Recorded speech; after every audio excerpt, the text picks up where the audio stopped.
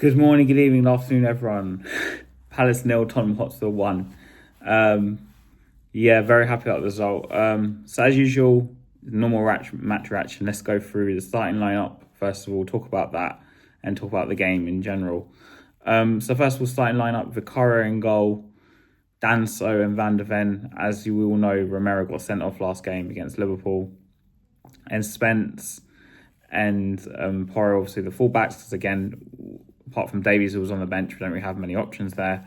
Midfield, Graham Bentancur, which seems to be Frank's first choice pairing, at least for the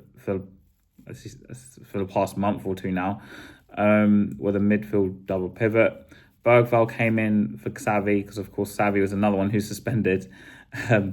He came in as a number 10. Kudus was on the right, Moani on the left, and Richarlison up front. So the lineup was, I guess the only thing, because I was speaking to obviously fans before the game, right? The only thing we could have really done is maybe play Odegaard on the left. But apart from that, I don't think Frank had many other options in terms of lineup, in terms of picking who he picked. So I wasn't complaining much about the lineup. We'll get into the performance. First half, of course, we did score off the corner, but the general play wasn't that great. We did have one disallowed goal from Richarlison, who Bergvall was offside in the build-up, and also Richarlison was offside for the goal itself, which is very disappointing. But Moani wasn't having much an effect on the game. Gray, I know he scored the header in his first goal for his career, and I think it's 112th appearance or something. But I don't think he was that great in midfield. Bentancur was workmanlike. Kudus was trying to do something. In fact, in the second half, he had another goal wrongly disallowed. Richarlison had another goal wrongly disallowed that Kudus assisted. But I don't think Spurs did much in that first half. We came in 1-0 up. And in the second half, of course, logically, it was all Palace. And we were defending, especially the first 20 or so minutes, till like the 60th, 67th minute, when we did score, like they said, the disallowed goal. Paulina came on late on for Bergvall, who had come off injured. Initially, he was actually going to take off Archie Gray. Gray did come off later in the game, Dragusin came on for his first appearance under Frank late on in the game as well to hold the score. But Odegaard hit the post when he came on. The second half was, again, a 50-50 half, really, because the first 20-25 minutes was all Palace. And then when the changes started ringing from Frank, Moani came off, which you could argue he may not have even started, because Odegaard made a difference as soon as he came on. But yeah, we had a few chances to make it 2-0, and maybe we're a bit unlucky, but 1-0 was kind of a fair result, and it does stop us losing 3 games in a row, which obviously is very important. We can't afford to lose 3 games in a row in the Premier League. And it's a big win. I don't think we've won away to Palace in quite a long time, actually.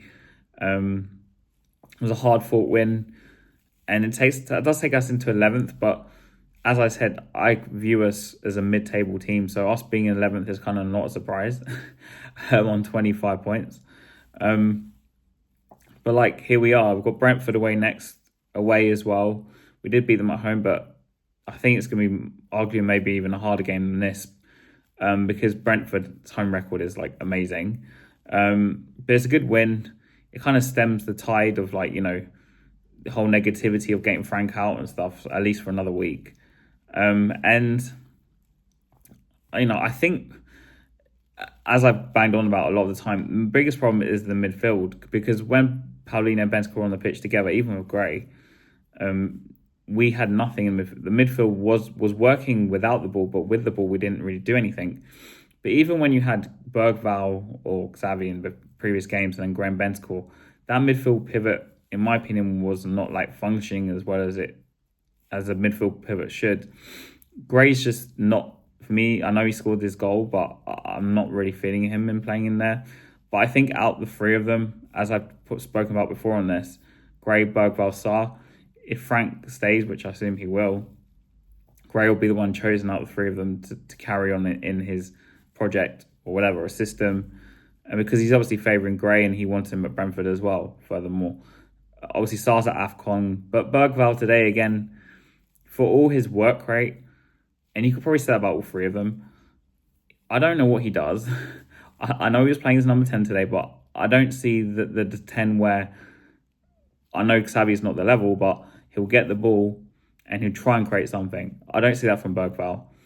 And obviously Sarr's played before in there as well. He does the running as well. Like, it's kind of the same player. So maybe, Gray's going to be the one that's going to stay out of the three of them, at least for now.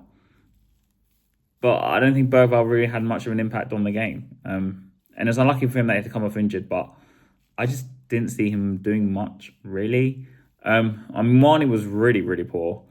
And you could argue you could have taken him off at half time for Odobert, who, as soon as he came on, made an instant impact. And I can't expect, at least I'd hope, Odobert to start away to Brentford on New Year's Day. But at least we round off the year with a win. Unlike the end of last season where we lost 4-1 at home to Brighton. So at least it's rounded off the year with a 1-0 win, a positive, and a very, very hard place to go to. Palace away is not an easy game.